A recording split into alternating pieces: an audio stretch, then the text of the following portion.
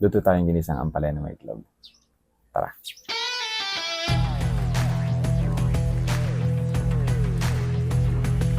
Way back 2019, nung sinabihan ako ng doktor ko na meron akong elevated blood pressure.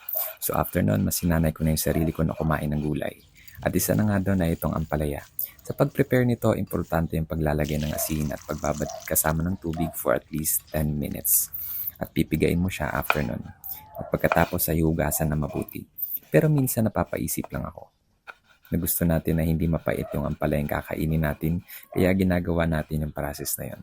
Pero hindi ba nababawasan din yung nutrients niya kapag nawawala din yung mga juices? Napapaisip lang ako kung nutritious pa rin ba yun, kahit na napiga na siya ng gusto. Comment down below kung ano yung opinion niyo about them.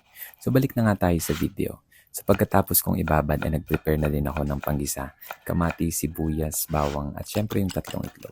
Pagkatapos mong i-prepare ay magsisimula ka na sa paggisa ng mga nasabing ingredients. Make sure na aasinan mo na siya dun pa lang sa paggisa para unti-unti mo ma-build up yung lasa. Kumpara sa ilalagay mo lang siya sa uli, ay mas maglalasa lang siyang maalat. Mas malaki yung pinagkaiba ng dalawang pamamaraan na yun. Pag nagisa mo na siya na mabuti at lumabas na yung aroma niya, ilalagay mo na din yung ampalaya. Kagaya ng sinabi ko, unti-unti mong ilalagay yung asin. Pagkatapos nun, dagdag mo na din yung itlog. Nakadepende na sa'yo kung gusto mo ng runny o hindi sa pagkakaluto.